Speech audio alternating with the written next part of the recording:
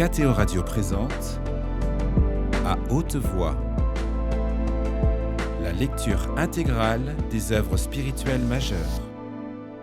Aujourd'hui, Les Confessions de saint Augustin.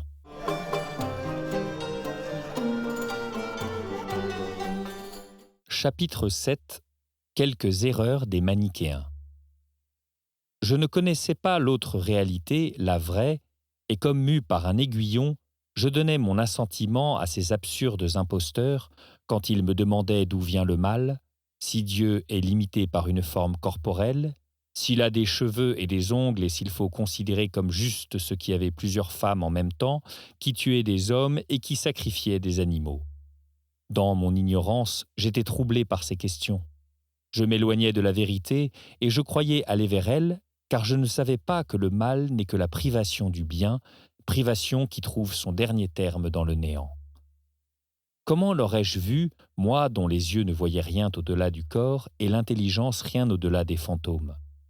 Je ne savais pas que Dieu est esprit, qu'il n'a point de membres étendus en longueur et largeur, qu'il n'a pas de masse, car toute masse est moindre en sa partie qu'en son tout, et quand elle serait infinie, elle est moindre dans une partie définie par un espace déterminé que dans son infinité, et elle n'est pas partout tout entière comme l'esprit, comme Dieu.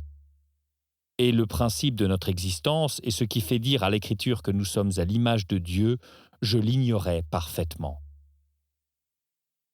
Je ne reconnaissais pas cette justice intérieure et véritable qui ne juge pas selon la coutume, mais selon la loi, cette loi très juste du Dieu Tout-Puissant, qui règle les mœurs des pays et des jours suivant les pays et les jours, qui reste toujours et partout la même, non point telle ici et différente ailleurs, cette loi selon laquelle furent justes Abraham, Isaac, Jacob, Moïse, David et tous ces hommes que loua la bouche de Dieu.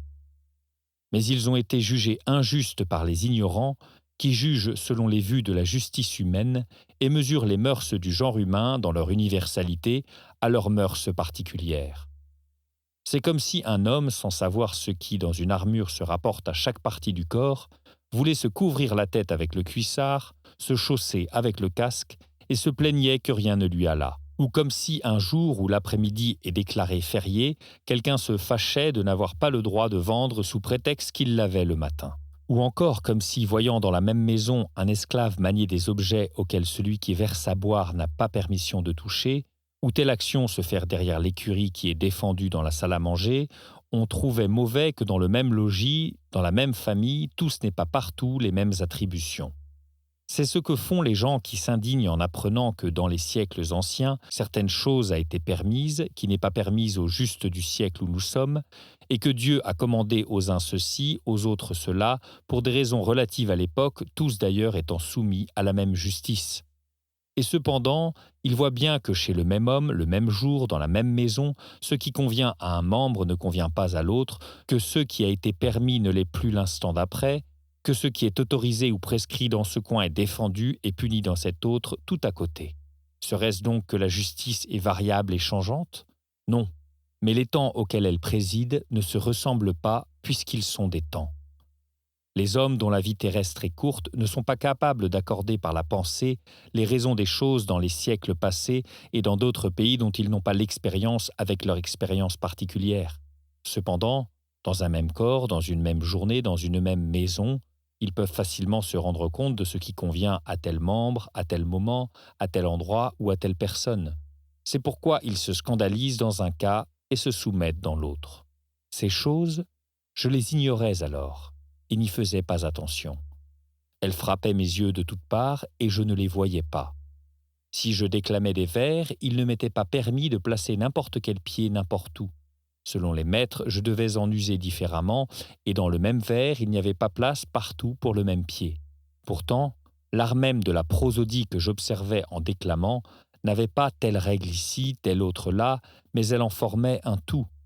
Et je ne voyais pas que la justice, à laquelle se soumettaient les hommes bons et saints, faisait aussi un tout des préceptes qu'elle édicte, mais mieux encore et d'une façon plus sublime. Nulle part elle ne change et cependant, elle ne distribue ni ne prescrit toutes ces règles en même temps aux différentes époques, mais les y approprie. Et dans mon aveuglement, je blâmais les pieux patriarches qui non seulement usaient du présent selon les ordres et les inspirations de Dieu, mais qui encore prédisaient l'avenir comme Dieu le leur révélait.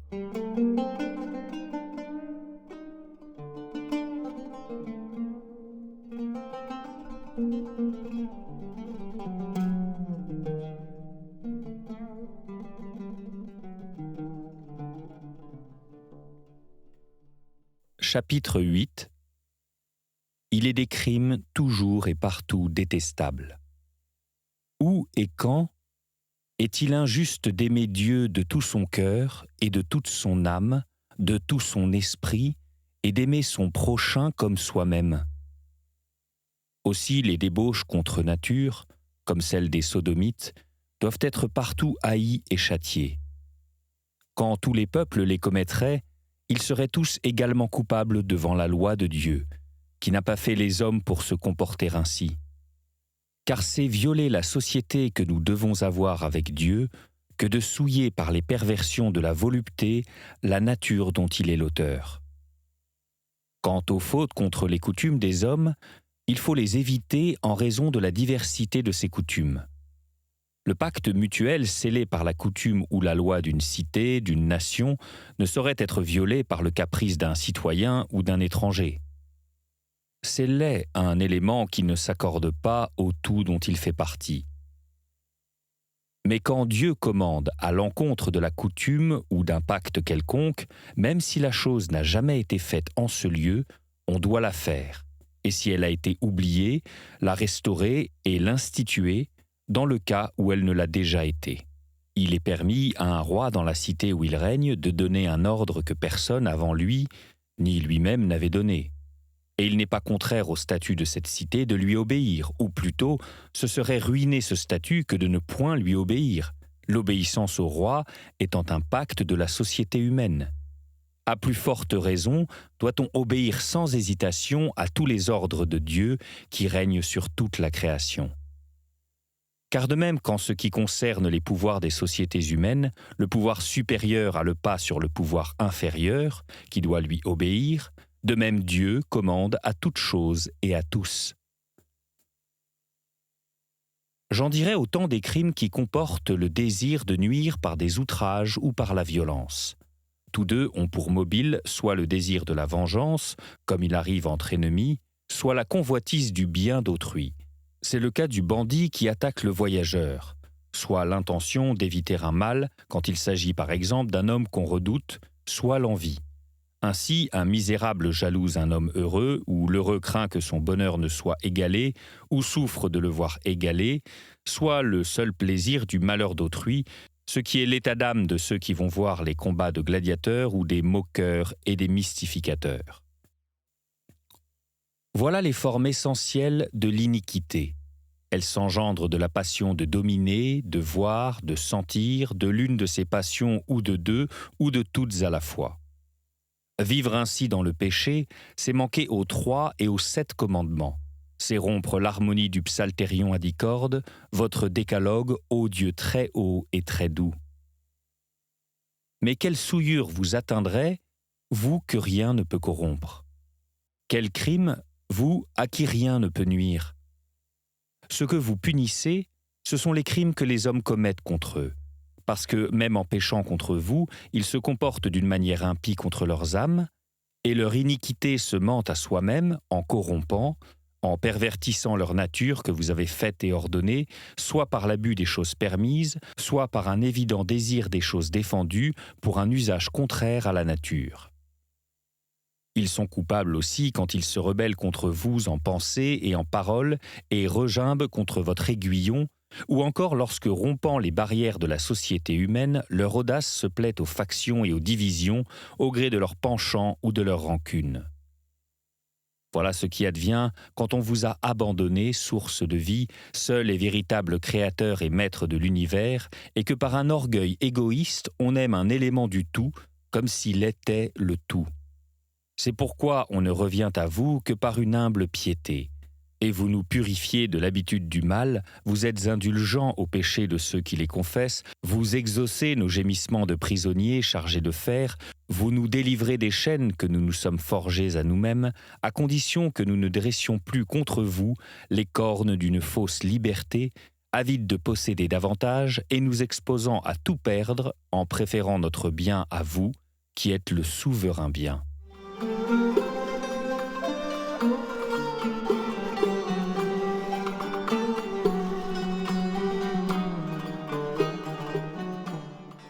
Chapitre 9. Les jugements de Dieu ne coïncident pas toujours avec les jugements des hommes. Mais parmi les souillures, les crimes et tant d'autres iniquités, il y a les péchés de ceux qui progressent dans le bien. Les bons juges les blâment au nom de la loi de perfection, mais ils les louent aussi dans l'espoir des fruits à venir, comme la verdure fait présager la moisson. Il y a aussi des actions qui ressemblent à des actions honteuses ou à des crimes, et qui ne sont pas des péchés, car elles n'offensent ni vous, Seigneur notre Dieu, ni la société. Ainsi, quand on se procure certaines choses utiles à la vie et accordées aux circonstances, et qu'il n'est pas sûr que ce soit par cupidité, ou encore lorsqu'une autorité régulière punit pour corriger sans qu'on puisse incriminer le désir de nuire. C'est pourquoi bien des actes condamnables aux yeux des hommes reçoivent l'approbation de votre témoignage, et beaucoup d'autres loués par les hommes sont condamnés par votre témoignage. C'est que les apparences d'un acte diffèrent souvent des intentions de son auteur, ainsi que des circonstances cachées. Mais lorsque vous commandez tout à coup une action insolite et inattendue, même interdite par vous autrefois, quand bien même vous tiendriez caché pour un temps les raisons de cet ordre, et quand il serait contraire au pacte d'un groupe social, qui peut douter qu'on doive s'y soumettre? Car il n'est de société juste que celle qui vous obéit. Mais heureux ceux qui savent que vous leur commandez. Tous les actes de vos serviteurs tendent à accomplir ce qui est exigé par le moment présent ou à préfigurer l'avenir.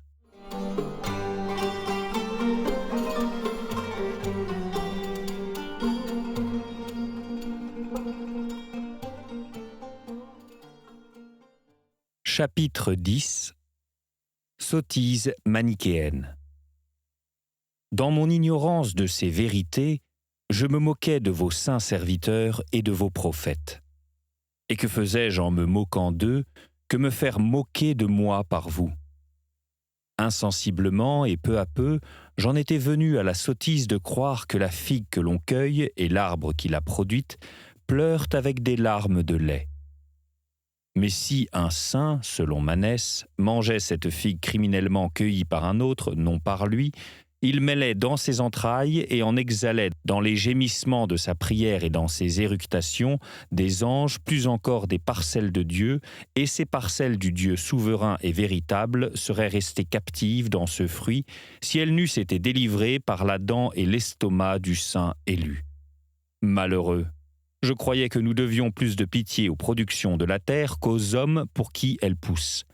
Mais si un homme affamé, qui n'eût pas été un manichéen, m'eût demandé de quoi manger, le don d'une seule bouchée m'aurait semblé mériter la peine capitale.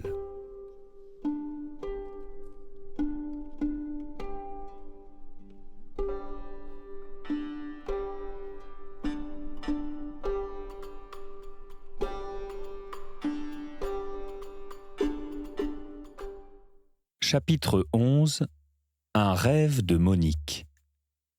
Et vous avez étendu votre main d'en haut, et vous avez arraché mon âme à ces profondes ténèbres, tandis que devant vous, ma mère, votre fidèle servante, pleurait sur moi plus que ne pleurent les mères sur le cadavre de leurs enfants.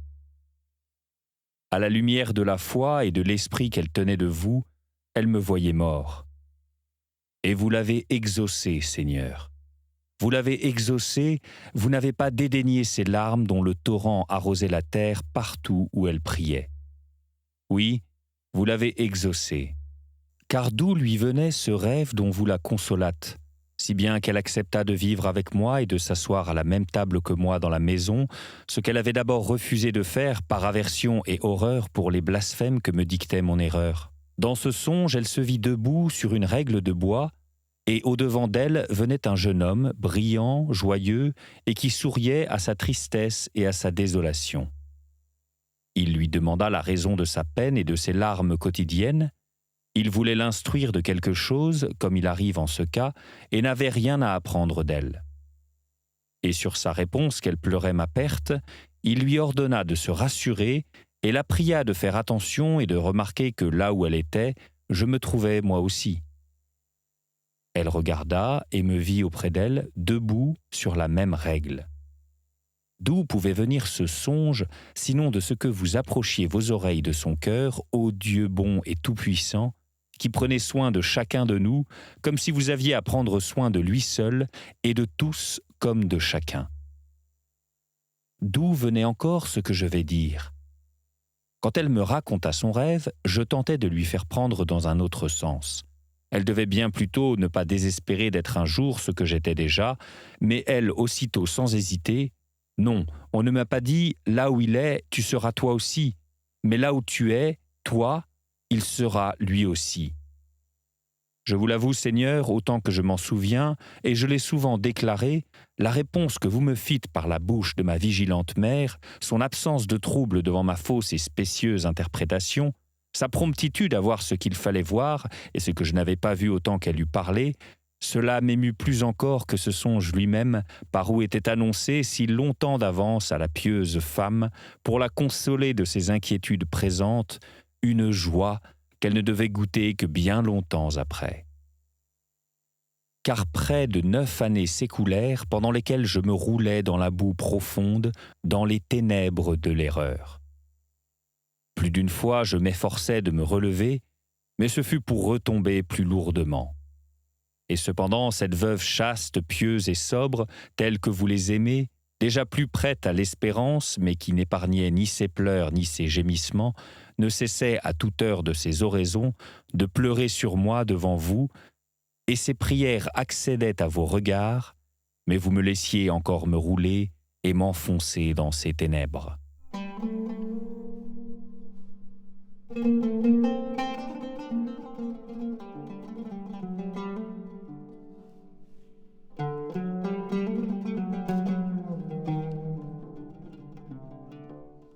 Chapitre 12. Une parole prophétique. Vous me donnâtes aussi une autre réponse que je me rappelle, car j'omets bien des circonstances pour courir à celles qui me pressent de vous rendre témoignage, et il y a bien des choses dont je ne me souviens pas.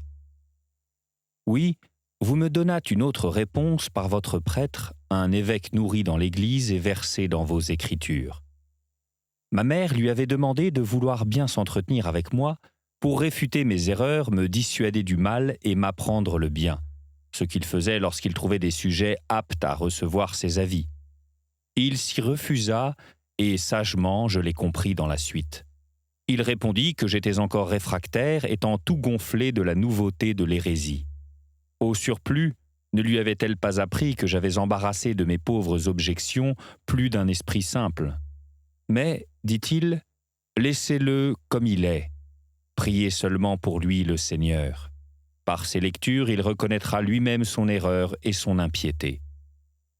En même temps, il lui raconta qu'étant tout petit, il avait été confié aux manichéens par sa mère, qu'avait séduite leur doctrine, il avait lu presque tous leurs livres, il les avait même transcrits, et il s'était aperçu sans controverse et sans argumentation qu'il fallait fuir cette secte, et il l'avait fui. Il avait beau dire, ma mère ne voulait pas se rendre à ses raisons. Elle le pressait de ses prières et de ses larmes pour qu'il me vît et discutât avec moi.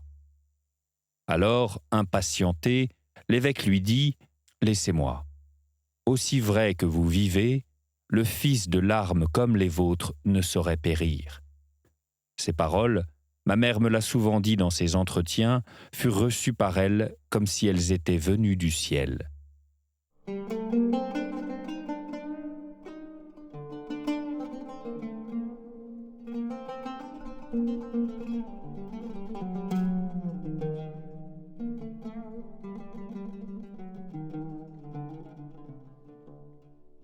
Livre 4e. Chapitre 1er. Augustin confesse les égarements de son intelligence. Pendant cette période de 9 ans, de ma 19e à ma 28e année, jouet de mes passions diverses, je fus séduit et séducteur, trompé et trompeur, en public par l'enseignement des sciences qu'on dit libéral, en secret sous le faux nom de religion, ici proie de l'orgueil, là de la superstition, et partout de la vanité. D'un côté, je poursuivais le fantôme de la gloire populaire jusqu'aux applaudissements du théâtre, aux concours de poésie, aux joutes pour des couronnes de foin, aux bagatelles des spectacles, aux passions déréglées. D'un autre côté, j'aspirais à me purifier de ces souillures, j'apportais des aliments à ceux qu'on nommait les élus, les saints, pour que, dans l'officine de leur estomac, ils en fabriquassent des anges et des dieux chargés de me libérer. Ces chimères, je les poursuivais, ces pratiques, je m'y adonnais avec mes amis, dupés par moi et comme moi. Qu'ils me raillent ces orgueilleux que vous n'avez pas encore pour leur salut jeté bas et brisé, mon Dieu. Moi, je confesserai mes hontes pour vous glorifier. Permettez-moi, je vous en supplie, accordez-moi de parcourir d'une mémoire fidèle tous les détours de mon erreur passée et de vous immoler une victime de jubilation. Car sans vous, que suis-je à moi-même si ce n'est un guide qui conduit à l'abîme?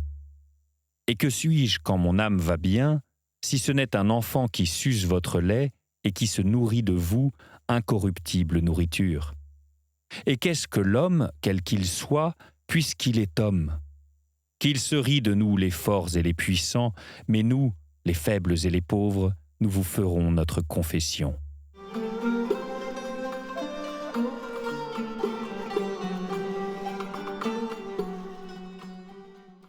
Chapitre 2. Enseignement, faux ménage et magie. Ces années-là, j'enseignais la rhétorique. Vaincu par mes passions, je vendais l'art de vaincre par le bavardage. J'aimais mieux cependant, vous le savez, Seigneur, avoir de bons élèves, ce qu'on appelle de bons élèves, et c'est sans artifice que je leur apprenais l'art des artifices, non pour en user contre la vie d'un innocent, mais au profit parfois d'une tête coupable. Et vous, mon Dieu, vous m'avez vu de loin trébucher sur un chemin glissant, vous avez vu briller dans une épaisse fumée les étincelles de cette bonne foi que je montrais dans mon enseignement, à ces amoureux de vanité, à ces quêteurs de mensonges, moi, leurs semblables, leurs frères. En ce temps-là, je cohabitais avec une femme que je n'avais point épousée en mariage légitime, mais que m'avait fait rechercher l'imprudence d'une ardeur inquiète. Je n'avais qu'elle et je lui gardais fidélité.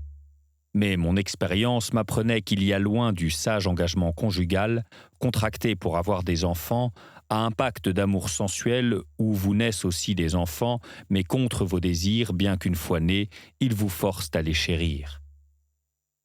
Je me souviens aussi qu'ayant voulu concourir pour un prix de poésie dramatique, je ne sais quel aruspice me fit demander ce que je consentirais à lui donner pour être vainqueur. Mais plein de dégoût et d'horreur pour ces honteux trafics, je répondis que la récompense fût-elle une couronne d'or impérissable, je ne souffrirais pas que ma victoire coûtât la vie à une mouche. Car cet homme avait l'intention d'immoler des animaux en sacrifice. Il croyait par cette offrande m'assurer les suffrages des démons. Mais ce ne fut pas par amour de votre pureté, ô Dieu de mon cœur, que je répudiais ce crime, qui ne pouvait concevoir que des splendeurs corporelles. L'âme qui soupire après de tels mensonges ne fornique-t-elle pas loin de vous? Ne met-elle pas sa confiance dans l'erreur? Ne fait-elle pas sa pâture du vent? Sans doute je n'aurais pas voulu que pour moi l'on sacrifiât aux démons, mais je leur sacrifiais mon âme par ma superstition. Qu'est-ce donc si ce n'est repaître les vents que de repaître ces esprits diaboliques et leur devenir par nos erreurs un objet de joie et de raillerie?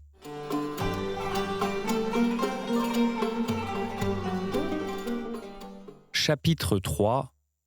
Augustin et l'astrologie. Aussi, je ne cessais pas de consulter ces imposteurs qu'on appelle astrologues. Car, me semblait-il, ils ne célébraient aucun sacrifice et n'adressaient de prière à nul esprit pour deviner l'avenir. Et cependant, la piété chrétienne, la piété véritable, d'accord avec ses principes, repousse ces pratiques et les condamne. Il est bon de se confesser à vous, Seigneur, et de vous dire « Ayez pitié de moi guérissez mon âme parce que j'ai péché contre vous. Il est bon de ne pas abuser de votre indulgence envers le pécheur pour se donner licence de rechuter, mais de se souvenir de la parole du Seigneur, « Voici que tu es guéri, ne pêche plus désormais, de peur qu'il ne t'arrive quelque chose de pis. » Ces préceptes salutaires, ils essaient de les abolir quand ils disent « c'est du ciel que te vient la cause inévitable du péché » ou encore « c'est Vénus l'auteur de cette action » ou Saturne ou Mars. Cela évidemment pour décharger l'homme de toute faute, l'homme qui n'est que chair, sang et orgueilleuse pourriture, et en charger le Créateur et ordonnateur du ciel et des astres. Et qui est-ce, sinon vous, notre Dieu, suavité et source de justice, qui rendrait à chacun selon ses œuvres, et ne méprisez pas le cœur contrit et humilié. Il y avait alors un homme de grand esprit, très habile et très célèbre médecin. Étant proconsul, il avait de sa main posé la couronne prix du concours sur ma tête malade. En cela, il ne s'était pas conduit en médecin, car cette maladie, c'est vous qui la guérissez, vous qui résistez aux superbes et donnez aux humbles votre grâce. Cependant, par la personne de ce vieillard, ne m'avez-vous pas secouru? Avez-vous cessé de porter remède à mon âme? J'étais donc devenu un de ses familiers, et je prêtais à ses propos une oreille assidue et attentive. Sans aucune recherche verbale, ils tiraient leur agrément et leur poids de la vivacité de la pensée. Quand il sut par ma conversation que j'étais adonné à la lecture des tireurs d'horoscopes, il m'engagea avec une bienveillance paternelle à rejeter ses livres et à ne pas gaspiller dans ses chimères la peine et le travail que requièrent les choses utiles. Il me dit que lui aussi avait cultivé l'astrologie au point d'avoir songé dans sa jeunesse à en faire sa profession pour gagner sa vie. Du moment qu'il avait compris Hippocrate, il pouvait bien comprendre ces écrits-là. Cependant, il les avait laissés pour suivre la médecine. La seule raison de cet abandon, c'est qu'il en avait découvert l'absolue fausseté et qu'un homme sérieux n'avait pas voulu gagner sa vie en faisant des dupes. « Mais vous, me dit-il, qui avez la rhétorique pour vivre, vous vous attachez à ces mensonges par goût, librement, non par nécessité. Raison de plus pour m'en croire moi, qui ai poussé si avant ces études que j'eus l'intention d'en faire mon gagne-pain à l'exclusion de toute autre activité. » Je lui demandai alors de me dire comment il se faisait qu'à partir de telles erreurs, on put prédire souvent la vérité. À quoi il répondit, comme il put, que la cause en était le pouvoir du hasard répandu partout dans la nature. Si, en consultant à l'aventure une page d'un poète quelconque qui chante un sujet très différent dans une toute autre pensée, on tombe souvent sur un vers qui s'accorde à merveille avec l'affaire qui vous occupe, il n'est point étonnant, disait-il, qu'en vertu de quelque instinct d'en haut, l'âme humaine, dans l'inconscience de ce qui se passe en elle, non par l'effet d'un art mais par fortune, fasse entendre quelques paroles qui conviennent aux faits et gestes du questionneur. Voilà ce que vous m'avez fait apprendre de cet homme, ou plutôt par son intermédiaire, et ce que je devais plus tard chercher par moi-même, vous l'avez dessiné dans ma mémoire. Car alors, ni lui ni mon très cher Nébridius, jeune homme excellent et d'une grande sagesse, qui se moquait de cet art divinatoire, ne purent me persuader d'y renoncer.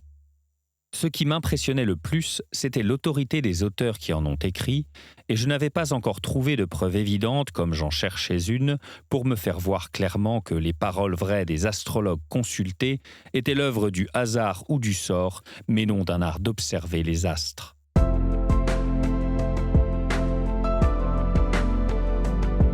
C'était À haute voix, une émission de KTO Radio. Aujourd'hui, les confessions de Saint-Augustin. Lecture, Fitzgerald Berton. Captation et réalisation, Gustave Schlicht et Hachem Driss. Une émission disponible en podcast sur ktoradio.com ou sur l'application KTO Radio.